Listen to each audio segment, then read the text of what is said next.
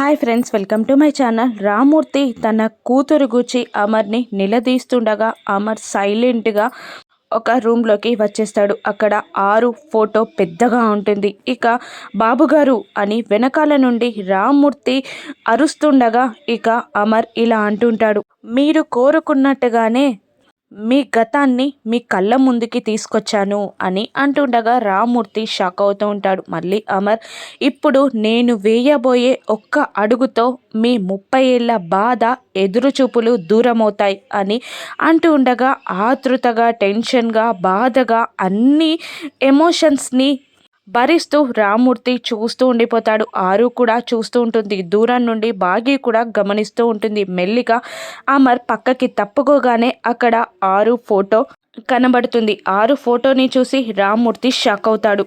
అంతే టెన్షన్గా, బాధగా, కోపంగా అది మీ భార్య ఫోటో అని అంటూ ఒక్కసారిగా ఆరు తన కూతురని తెలుసుకొని కుప్పకూలుతాడు రామూర్తి. తన కూతురు చనిపోయినందుకు షాక్ అవుతాడు రామూర్తి. బాగి కూడా ఆరు ఫోటోని చూసి షాక్ అవుతుంది.